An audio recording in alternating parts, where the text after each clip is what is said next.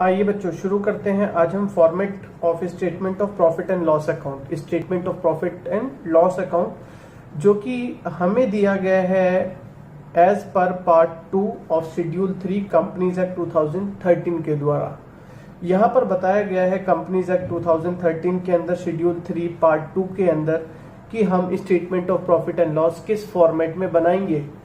तो हमें बच्चों यहाँ पर अपनी मन मर्जी ना करके, अपने हिसाब से ना चल के बिल्कुल एज इट इज फॉर्मेट को फॉलो करना है। यहाँ पर बच्चों आप लोगों ने बिल्कुल भी अपना दिमाग नहीं चलाना, जो फॉर्मेट प्रेस्क्राइब किया गया है बिल्कुल उसी को फॉलो करना है। फॉर्मेट देखिएगा, सबसे पहले पर्टिकुलर्स लिखते हैं, नोट नंबर, करंट ईयर के अमाउंट और प्रीवियस ईयर के अमाउंट। 2 ईयर्स का डाटा दिया गया होता है, उन दोनों ईयर्स का डाटा आपने पुट करना है। अगर 1 ईयर का है तो आप 1 ही ईयर के ऊपर काम करेंगे। शुरुआत कैसे करते हैं बच्चों इसकी, तो देखिए सबसे पहले जब आप statement of profit and loss लिखेंगे तो आप डेट भी साथ में लिखेंगे, आप किस पीरियड के लिए बना रहे हैं। Statement of profit and loss account for the year ending on particular, note number, current year और प्रीवियस ईयर। सबसे पहले लिखते हैं बच्चों रेवेन्यू फ्रॉम ऑपरेशन। तो बिल्कुल अभी इसको हम एज इट इज देखते हुए चलते हैं, थोड़ा सा बाद में इसकी डिटेलिंग करेंगे। अभी पहले इसको हम सीक्वेंस में देख लेते हैं क्या आइटम किस सीक्वेंस में आते हैं। तो बच्चों सबसे पहले हम लिखते हैं रेवेन्यू फ्रॉम ऑपरेशन, उसके बाद में ऐड करते हैं other incomes. Revenue from operations और अदर इनकम्स को ऐड करेंगे तो हमें मिलेगा टोटल रेवेन्यू। टोटल रेवेन्यू आ गया। अब हम चलते हैं एक्सपेंसेस की साइड में। तो बच्चों एक्सपेंसेस में भी आपको सीक्वेंस फॉलो करना है। सबसे पहले कॉस्ट ऑफ मटेरियल कंज्यूम आप लिखेंगे, उसके बाद लिखेंगे purchases of stock in trade, उसके बाद लिखते हैं changes in inventory of finish goods, work in progress and stock in trade. After that आपको लिखना है एम्प्लॉय बेनिफिट एक्सपेंसेस।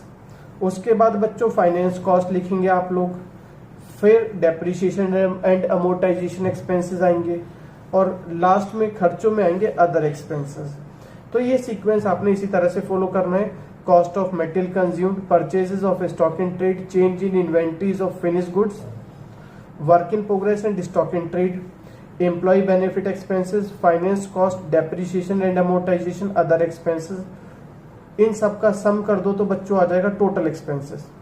तो अभी हमें जो पहले मिला था वो था टोटल रेवेन्यू। बच्चों टोटल रेवेन्यू से टोटल एक्सपेंसेस माइनस कर दो, यानी कि टोटल रेवेन्यू को हमने नाम दिया था 3 और एक्सपेंसेस को नाम दिया था 4। तो टोटल रेवेन्यू से यानी कि 3 से आप माइनस करेंगे 4 टोटल एक्सपेंसेस। तो total revenue minus total expenses हमें मिल जाएगा प्रॉफिट बिफोर टैक्स। बच्चों जब आपको प्रॉफिट बिफोर टैक्स मिल जाता है तो उसमें से आप लेस करते हैं टैक्स पेड, तो हमें फाइनली मिलता है प्रॉफिट आफ्टर टैक्स। यहां पर आकर के हमारा statement of profit and loss close हो जाता है। तो यही फॉर्मेट है, पहले रेवेन्यू फ्रॉम ऑपरेशन, इसके बाद अदर इनकम्स, टोटल रेवेन्यू मिलेगा। एक्सपेंसेस के अंदर cost of material consume, purchases of stock in trade, change in inventories of finish goods, work in progress, stock in trade, employees benefit expenses, finance cost, depreciation and amortisation expenses, other expenses, सबको add करके मिल जाएगा total expenses. Total revenue से minus कर दो बच्चों total expense, हमें मिलेगा profit before tax. Profit before tax से माइनस करोगे टैक्स पेड तो हमें मिलेगा प्रॉफिट आफ्टर टैक्स। ये ठीक। अब चलिए इनकी हम डिटेलिंग में चलते हैं। इनके लिए जैसे हमने बात की, सबसे पहले रेवेन्यू फ्रॉम ऑपरेशन आता है। तो आइए नोट नंबर 1 में चल करके देखते हैं रेवेन्यू फ्रॉम ऑपरेशंस में क्या क्या हमें दिखाना है। तो बच्चों रेवेन्यू फ्रॉम ऑपरेशन के अंदर 2 तरह की कंपनीज होती हैं हमारी, एक होती है मैन्युफैक्चरिंग कंपनीज, दूसरी होती है फाइनेंशियल कंपनीज। पहले हम बात करेंगे अभी मैन्युफैक्चरिंग कंपनीज की। मैन्युफैक्चरिंग कंपनीज वो बच्चों जो डील करती हैं गुड्स को मैन्युफैक्चर करने में या कोई सर्विसेज प्रोवाइड करने वाली कंपनीज। तो मैन्युफैक्चरिंग कंपनीज के लिए रेवेन्यू फ्रॉम ऑपरेशंस क्या होते हैं, यानी कि बिजनेस की मेन एक्टिविटीज को बोलते हैं रेवेन्यूज, और वहां से जनरेट होने वाले रेवेन्यू, यानी कि revenue from operations. Main business में पैसा कहां से आ रहा है बच्चों, कहां से पैसा आता है मैन्युफैक्चरिंग कंपनीज के पास, नेट सेल्स। नेट सेल्स किसे बोला जाता है, सेल्स माइनस सेल्स रिटर्न, या sales of goods and services भी बोल सकते हैं आप, सेल ऑफ स्क्रैप और कमीशन रिसीव्ड। तो मैन्युफैक्चरिंग कंपनीज के लिए रेवेन्यू फ्रॉम ऑपरेशंस में क्या क्या आइटम आएंगे बच्चों? नेट सेल्स आएंगे, sales of goods and services आएंगे, सेल ऑफ स्क्रैप आएगा और कमीशन रिसीव्ड आएगा। ये रेवेन्यू फ्रॉम ऑपरेशन है। मतलब जो भी आप काम कर रहे हैं वहां से मिलने वाला मेन आपकी एक्टिविटी। सर ये सेल ऑफ स्क्रैप क्या होता है? Sale of goods and services तो आप समझ ही गए बच्चों क्या होते हैं। जिस भी प्रोडक्ट में आप डील कर रहे हैं उनसे रिलेटेड आइटम्स को यदि आप सेल करेंगे तो उसको बोलेंगे हम सेल ऑफ गुड्स। और कई बार क्या होता है बच्चों की जहां पर आपका प्रोडक्शन प्रोसेस चलता है वहां से कुछ स्क्रैप भी निकलता है। एक एग्जांपल आप लीजिए, मान लीजिए आपकी शुगर इंडस्ट्री है, शुगर इंडस्ट्रीज में जाएंगे जहां पर चीनी बनाई जाती है, चीनी मिल में जाएंगे तो बच्चों वहां पर शुगर केन यूज होता है। तो शुगर केन का यूज करके जो शुगर बनाई जाती है और उसको सेल करते हैं तो वो तो हो गया उनका main product, sale of goods. लेकिन वहां से एक बाय प्रोडक्ट भी निकलता है, ठीक है।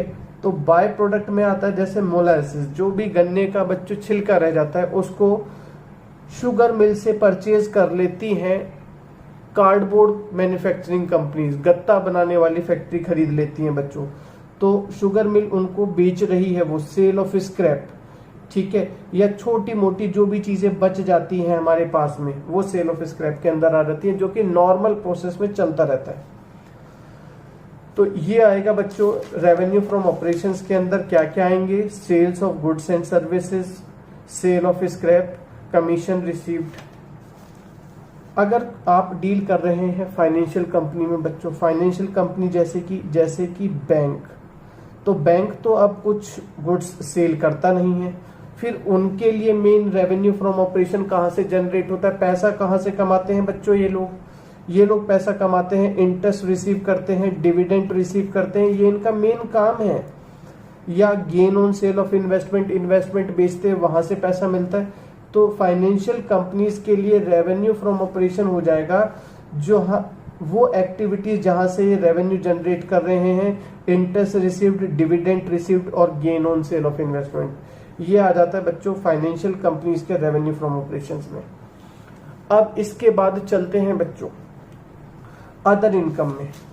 तो अदर इनकम में जैसे मैन्युफैक्चरिंग कंपनी, इनके लिए अदर इनकम्स क्या होती हैं? गुड्स सेल कर रहे हैं, सर्विसेज सेल कर रहे हैं, स्क्रैप सेल कर रहे हैं, वो तो हो गया इनका रेवेन्यू फ्रॉम ऑपरेशन।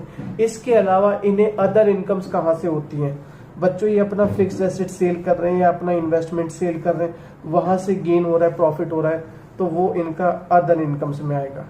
डूबा हुआ पैसा मिल जाए बच्चों, वो अदर इनकम है। Provision for bad and doubtful debt return back, excess provision return back.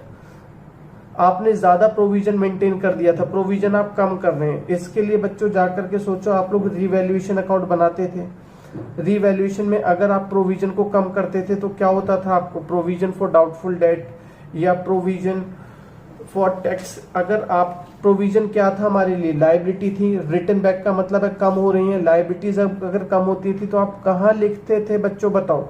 Profit में लिखते थे, रेवेन्यू रिवैल्यूएशन अकाउंट के क्रेडिट साइड में लिखते थे, बिल्कुल। तो वो क्या है हमारे लिए? प्रॉफिट है।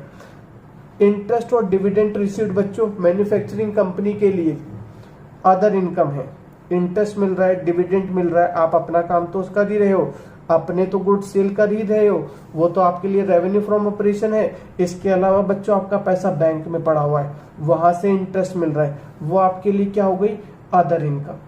लेकिन अगर यही इंटरेस्ट कोई फाइनेंशियल कंपनी ले रही है, जैसे बैंक ले रही है, तो उसका ये मेन काम है, उसकी ये मेन एक्टिविटी है, उनके लिए interest received revenue from operation में आएगा। बैंक के लिए interest received, dividend received revenue from operation में आएगा, उनकी ये मेन एक्टिविटी है। लेकिन फाइनेंशियल कंपनी के अलावा अगर कोई और बच्चों इंटरेस्ट या डिविडेंड लेता है तो उनके लिए ये अदर इनकम्स के अंदर काउंट किया जाता है।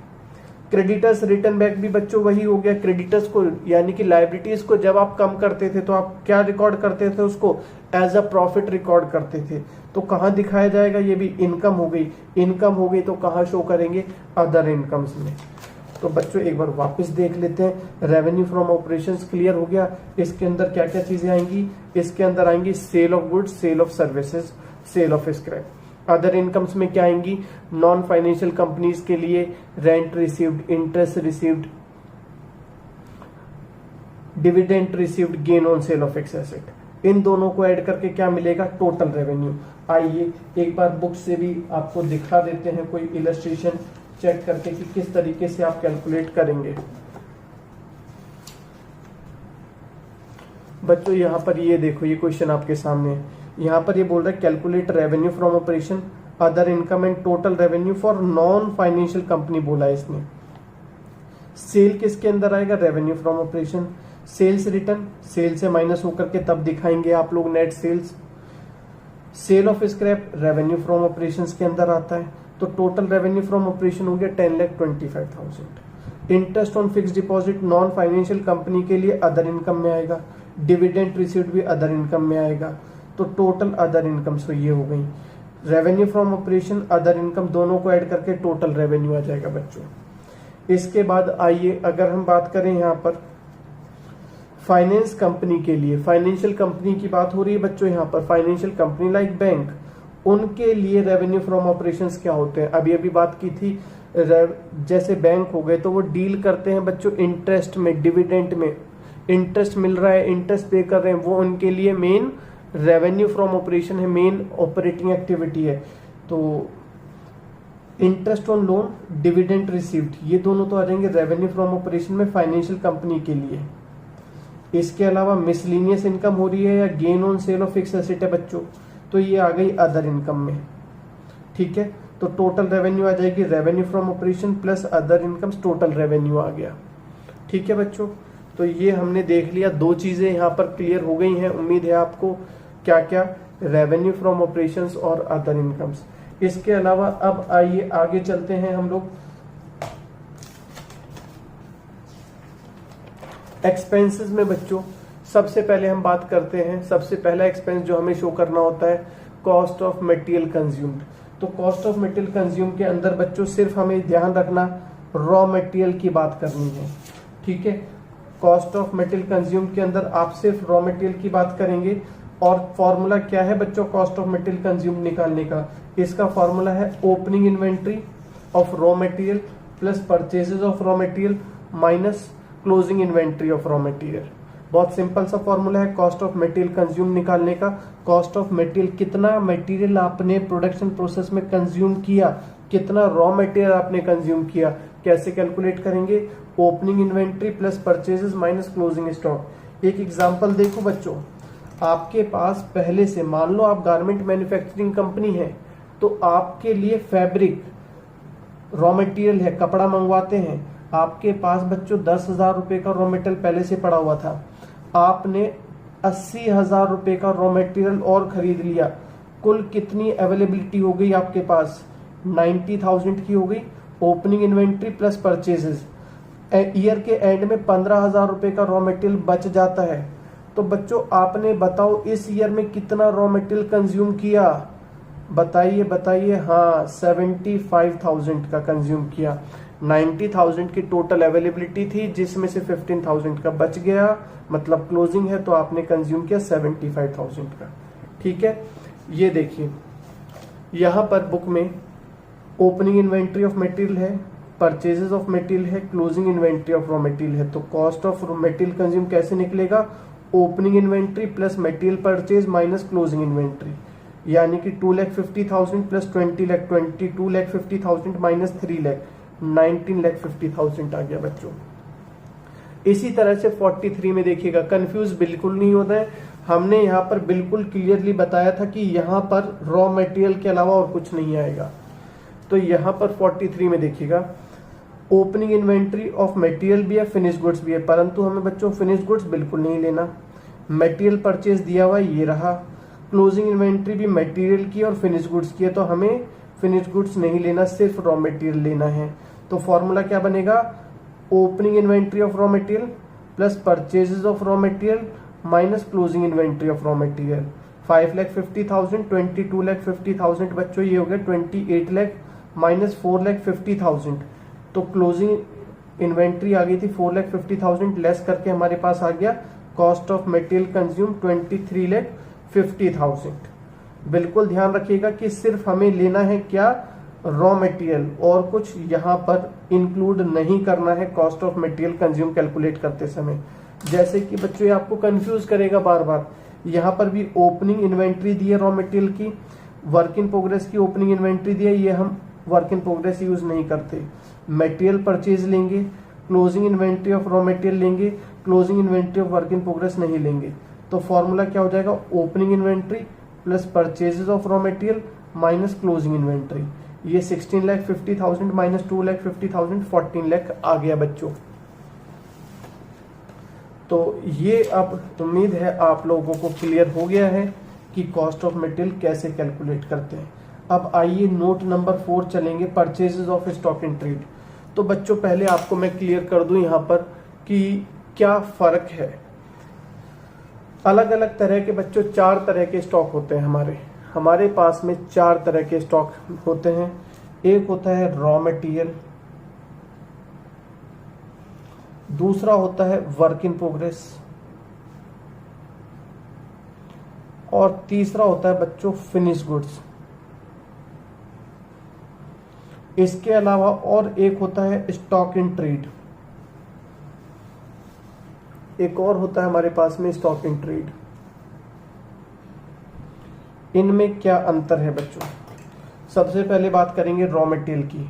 सपोज आपकी बच्चों गारमेंट मैन्युफैक्चरिंग कंपनी है आपकी, वहां पर फैक्ट्री है जहां पर गारमेंट्स बनाए जाते हैं। तो फैब्रिक कपड़ा के बच्चों यहाँ पर रोल्स पड़े हुए हैं, ये क्या हो गया रॉ मटेरियल।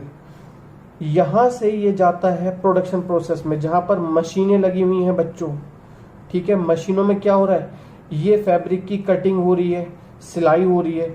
तो वहां पर जो फैक्ट्री के अंदर जो प्रोडक्शन प्रोसेस में काम जहां पर चल रहा है, वहां पर जो ये कपड़ा पड़ा हुआ है बच्चों, उसको बोला जाएगा वर्क इन प्रोग्रेस।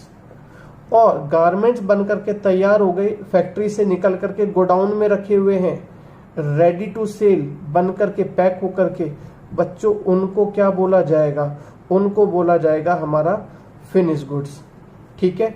तो तीनों चीज में अंतर पता हो गया। रॉ मटेरियल क्या होता है, वर्क इन प्रोग्रेस क्या होता है, और फिनिश गुड्स क्या होता है। कच्चा माल जिसके ऊपर काम चल रहा है बच्चों, वो वर्क इन प्रोग्रेस, और जो मटेरियल आपका तैयार होकर के रखा हुआ है ready to sale in the market, वो फिनिश गुड्स। इसके अलावा एक तरह का स्टॉक और होता है बच्चों, उसे बोलते हैं स्टॉक इन ट्रेड। यहाँ पर क्या कर रहे हैं, आप सामान को फैक्ट्री में ला रहे हैं, बना रहे हैं और बेच रहे हैं। यानी कि यहाँ पर आपका मटेरियल बार बार अपनी शेप चेंज कर रहा है, ठीक है। क्लियर हुई बात। लेकिन कई बार क्या होता है बच्चों, आप ऐसे बिजनेस में होते हैं, ट्रेडिंग बिजनेस में होते हैं कि आप सामान खरीदते हैं और उसको एज इट इज बेच देते हैं मार्केट में। आपने सामान खरीदा और एज इट इज मार्केट में सेल कर दिया। मान लीजिए आप होलसेलर हैं। अब होलसेलर तो कुछ प्रोडक्शन करता नहीं है, कुछ सामान बनाएगा नहीं, वो तो सिर्फ सामान खरीदेगा और आगे रिटेलर को बेच देगा, ठीक है। तो इनके लिए जो भी सामान ये खरीदते हैं बच्चों, वो क्या कहलाता है, स्टॉक इन ट्रेड कहलाता है। क्लियर। स्टॉक इन ट्रेड में आप गुड्स की फिजिकल आइडेंटिटी को चेंज नहीं करते, ये ध्यान रखिएगा। तो चलिए आइए अब हम आगे चलते हैं। यहां पर हमारी बात चल रही थी कॉस्ट ऑफ मेटेरियल कंज्यूम की, तो यहां पर सिर्फ रॉ मटेरियल की बात हो रही थी। Purchases of stock in trade हमने अभी बताया कि गुड्स आपने एज इट इज खरीदा बेचने के लिए, goods purchase for resale without any further processing, उनको बोला जाता है purchases of stock in trade. अब आइए बच्चों आगे हम चलेंगे चेंज इन इन्वेंट्री। तो बच्चों चेंज इन इन्वेंट्री के अंदर जब आप दिखाएंगे तो चेंज इन इन्वेंट्री में रॉ मटेरियल तो आएगा नहीं। सर क्यों नहीं आएगा, क्योंकि रॉ मटेरियल का आपने पूरा प्रोसेस पढ़ लिया था कॉस्ट ऑफ मटेरियल कंज्यूम में। तो चेंज इन इन्वेंट्री हमारा यूज होगा वर्क इन प्रोग्रेस के लिए, फिनिश गुड्स के लिए और स्टॉक इन ट्रेड के लिए। चेंज इन इन्वेंट्री यूज होगी फिनिश गुड्स के लिए, वर्क इन प्रोग्रेस के लिए और स्टॉक इन ट्रेड के लिए। कैसे निकलता है बच्चों change in inventory? Change in inventory का फॉर्मूला होता है opening inventory minus closing inventory finish goods की, opening inventory minus closing inventory work in progress की, opening inventory minus closing inventory stock in trade की। तीनों की finish goods, work in progress और last में था स्टॉक इन ट्रेड। उन तीनों का यहां पर दिखाते हैं ओपनिंग माइनस क्लोजिंग। ठीक है बच्चों, तीनों का जो सम आएगा चेंज इन इन्वेंट्री का, वो हमारा यूज किया जाएगा यहां पर change in inventory of finish goods के अंदर। ठीक है बच्चों, आइए अब हम चलते हैं आगे। नेक्स्ट इसका एक दो एग्जांपल्स बुक से देख लेते हैं। ये देखिए बच्चों, यहां पर आपके सामने क्वेश्चन है, ये रहा। यहां पर फिनिश गुड्स दिया है, वर्क इन प्रोग्रेस है, स्टॉक इन ट्रेड है, तीनों की ओपनिंग माइनस क्लोजिंग है। एक बात और बता दें बच्चों, कंफ्यूज मत होइएगा। यहां पर इकोनॉमिक्स में closing inventory minus opening inventory था फॉर्मूला चेंज इन इन्वेंट्रीज के लिए, लेकिन यहां पर चेंज इन इन्वेंट्रीज का फॉर्मूला है ओपनिंग माइनस क्लोजिंग। इकोनॉमिक्स में उल्टा था, उसका मत लगा देना, ध्यान रखना। क्या है चेंज इन इन्वेंट्रीज का formula? Opening minus closing of finish goods, opening minus closing of work in progress, opening minus closing of stock in trade. तीनों की वैल्यूज यहां पर दी गई थी। सबसे पहले फिनिश गुड्स का हमने किया ओपनिंग माइनस क्लोजिंग, ये आ गया 250 माइनस 2 लाख, 50,000 आ गया बच्चों। इसके बाद में हमारा था वर्क इन प्रोग्रेस, कितना था 4,50,000 माइनस 5 लाख, तो ये आ जाएगा आपका माइनस में 50,000। इसके बाद हम लेंगे stock in trade, opening minus closing 7,50,000 minus 7 lakh, तो ये आ गया बच्चों 50,000। तीनों का सम कर दो तो हमारे पास चेंज इन इन्वेंट्री का टोटल आ जाएगा 50,000। इस तरह से हमारा चेंज इन इन्वेंट्री निकल जाएगा। अब आइए बच्चों, हमने क्या क्या सीख लिया? कॉस्ट ऑफ मेटेरियल कंज्यूम निकालना सीख लिया। ये किस चीज का था? सिर्फ रॉ मटेरियल का। कैसे निकलता था cost of material consume? Opening inventory plus purchases minus closing inventory. Purchases of stock in trade में आपका सिर्फ परचेजेस आएगा। चेंज इन इन्वेंट्री में आपका क्या करेंगे बच्चों? ओपनिंग माइनस क्लोजिंग किस किस चीज का? 3 चीजों का, finish goods, work in progress और स्टॉक इन ट्रेड। इसके बाद में नेक्स्ट है बच्चों हमारा एम्प्लॉय बेनिफिट एक्सपेंसेस। आइए देखते हैं एम्प्लॉय बेनिफिट एक्सपेंसेस के अंदर हम क्या क्या चीजें शो करते हैं। एम्प्लॉय बेनिफिट एक्सपेंसेस में बच्चों हमारे एक्सपेंसेस 2 तरह के होते हैं, एक डायरेक्ट एक्सपेंसेस और एक इनडायरेक्ट। डायरेक्ट एक्सपेंसेस में आ जाएंगे wages, bonus, leave encashment. Indirect expenses में आ जाएंगे बच्चों हमारे सैलरीज एंड वेजेस या सैलरीज भी कह सकते हैं। आपको पता ही क्लास 11th में आपने पढ़ा था कि फर्स्ट आइटम को वेटेज दी जाती है। सैलरी पहले लिखा है तो वो इनडायरेक्ट हो जाएगा और वेजेस पहले लिखा है तो वो डायरेक्ट हो जाएगा।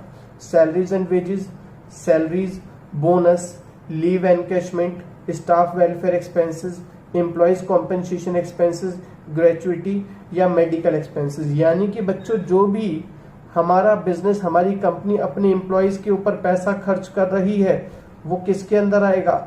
वो हमारा एम्प्लॉय बेनिफिट एक्सपेंसेस के अंदर आएगा। इन सभी को ऐड करके आप एम्प्लॉय बेनिफिट एक्सपेंसेस में दिखाते हैं।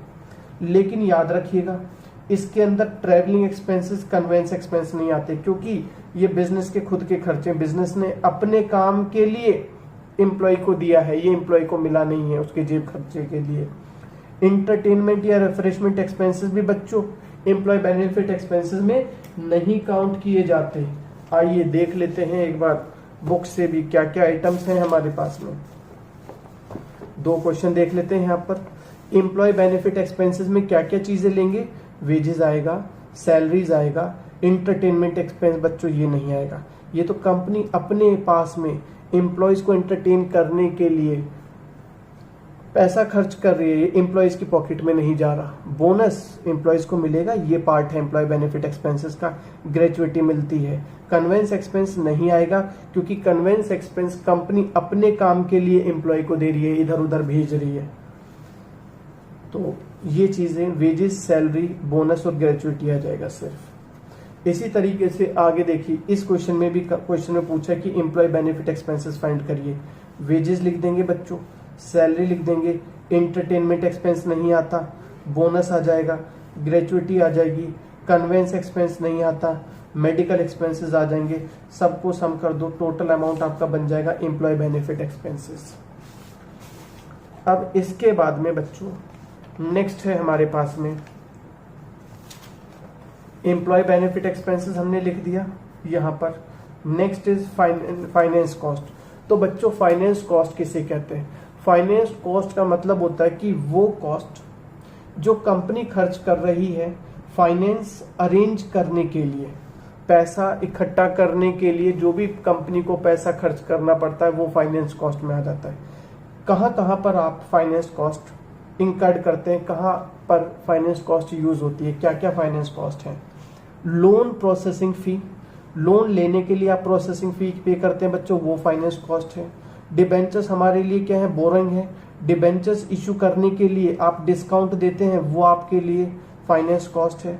डिबेंचर्स इशू करने के टाइम पर अगर आपको कोई लॉस हुआ वो आपका फाइनेंस कॉस्ट है। डिबेंचर्स को रिडीम करने के लिए, मतलब डिबेंचर्स क्या है आपके लिए? फाइनेंस है। और जब ये पैसा आप वापस करेंगे उसके लिए आप प्रीमियम पे कर रहे हैं तो बच्चों वो भी आपकी फाइनेंस कॉस्ट है, पैसा आप एक्स्ट्रा देंगे।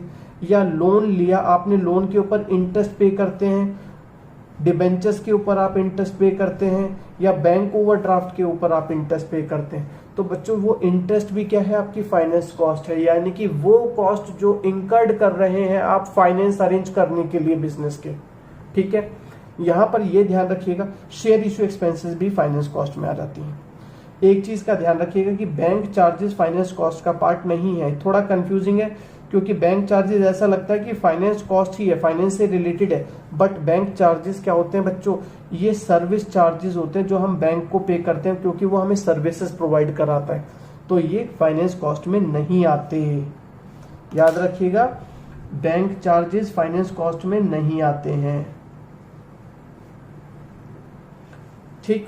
आइए देख लेते हैं बुक से अपने इलस्ट्रेशंस, क्या क्या फाइनेंस कॉस्ट के पार्ट है। यहां पर आपके सामने क्वेश्चन है, इंटरेस्ट पेड फाइनेंस कॉस्ट होगा। अभी हमने कहा कोई भी इंटरेस्ट पे करते हैं वो फाइनेंस कॉस्ट होगा। Interest paid on loan, interest paid on bank overdraft finance cost है। Discount on issue of debentures भी फाइनेंस कॉस्ट है। इंटरेस्ट रिसीव्ड है बच्चों, ये कॉस्ट नहीं है, ये नहीं आएगा। कभी इंटरेस्ट के चक्कर में कंफ्यूज हो जाओ, सिर्फ इंटरेस्ट पेड आते हैं फाइनेंस कॉस्ट में, रिसीव्ड नहीं आते, ध्यान रखिएगा। बैंक चार्जेस अभी अभी बताइए सर्विस कॉस्ट है, ये फाइनेंस कॉस्ट नहीं है। Interest paid on deposits, interest paid on deposits भी आएगा, तो इनको ऐड कर देते हैं। Interest paid on term loan 2,50,000, interest paid on bank overdraft 35,000, discount on issue of debentures 10,000 और interest paid on deposit 75,000। Total 3,70,000 हमारी क्या आ जाएगी? फाइनेंस कॉस्ट आ जाएगी, जिसको आप बच्चों कहाँ दिखाएंगे?